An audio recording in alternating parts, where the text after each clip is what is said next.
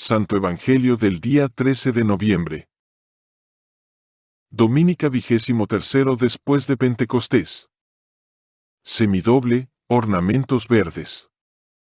Conmemoración, San Gregorio, taumaturgo, obispo y confesor. Me invocaréis y os escucharé benignamente, y os haré volver de todos los lugares de vuestro cautiverio. Jeremías 19, 14. Lección. Hermanos, sed imitadores míos, y fijaos en los que viven según el modelo que tenéis en nosotros.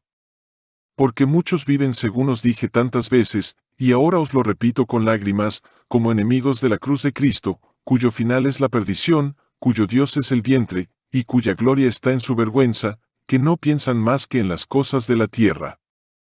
Pero nosotros somos ciudadanos del cielo, de donde esperamos como Salvador al Señor Jesucristo, el cual transfigurará este miserable cuerpo nuestro en un cuerpo glorioso como el suyo, en virtud del poder que tiene de someter así todas las cosas. Filipenses 3, 17 a 21. Santo Evangelio según San Mateo. En aquel tiempo, mientras Jesús estaba hablando a las turbas, se acercó un magistrado y se postró ante él diciendo: Mi hija acaba de morir, pero ven, impón tu mano sobre ella y vivirá. Jesús se levantó y le siguió junto con sus discípulos. En esto, una mujer que padecía flujo de sangre desde hacía 12 años se acercó por detrás y tocó la orla de su manto. Pues se decía para sí: con solo tocar su manto, me salvaré.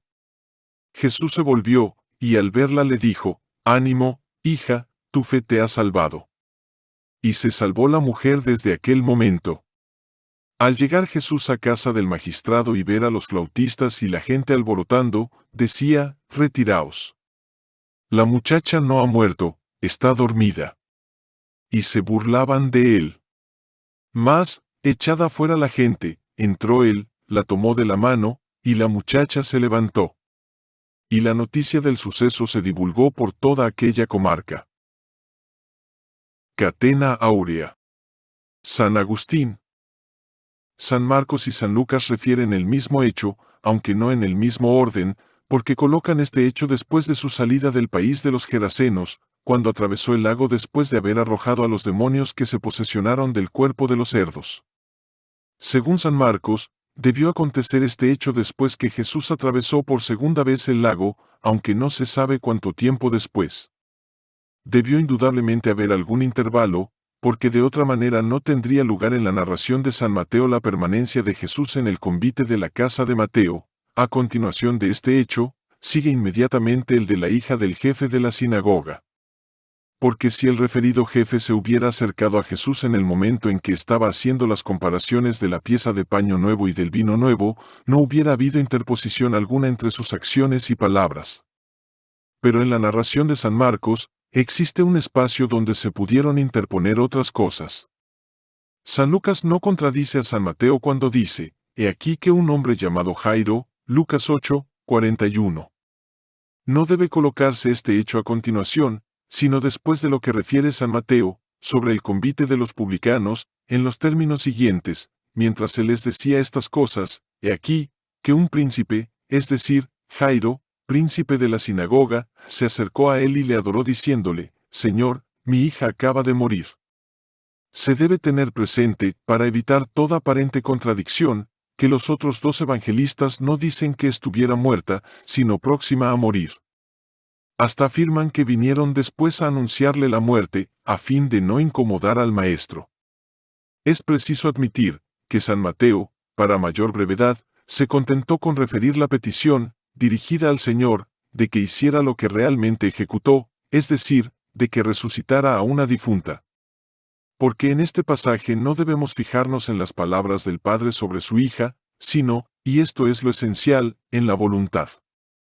Estaba él tan desesperado de que pudiera resucitar, que no se imaginaba encontrar viva a la que dejó difunta.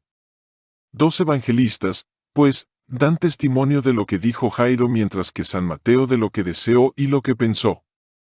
Evidentemente, si uno de los primeros hubiera dicho que el mismo Padre dijo que no se molestase a Jesús, porque su hija estaba ya muerta, semejantes palabras estarían en contradicción con las de San Mateo. pero no se expresa en la narración que estuviera conforme con las noticias que le daban sus criados. De aquí la absoluta necesidad en que estamos de no dar a las palabras de cada uno más valor que el que les da su propia voluntad, a quien están subordinadas las palabras, y de no inventar mentiras por haber dicho en otros términos lo que realmente quiso decir, aunque con palabras distintas. San Juan Crisóstomo. San Marcos y San Lucas dicen que llevó consigo 3 de sus discípulos, esto es, a Pedro, Santiago y Juan. A Mateo no le llevó para estimular más su deseo y a causa de la imperfección de sus disposiciones.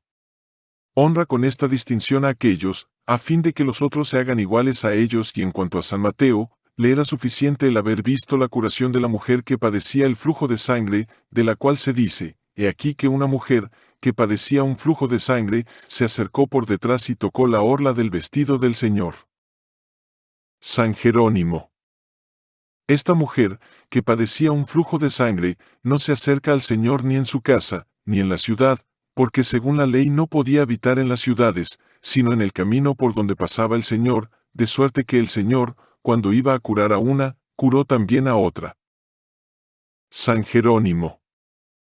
No eran dignos de presenciar el hecho misterioso de la resurrección aquellos que cubrían de oprobios y de injurias al que tales cosas hacía. Por eso se dice, y como hubiese echado fuera a las turbas, entró, tomó la mano de la niña y ésta resucitó. Rábano. En sentido moral, la niña difunta en su casa figura al alma muerta en sus pensamientos. Y dice el Salvador, que la niña no hace más que dormir, porque los que pecan en esta vida, aún pueden resucitar mediante la penitencia, los tocadores de flauta no hacen más que adular y ensalzar a la muerta. Todo sea a la mayor gloria de Dios. Dios les bendiga.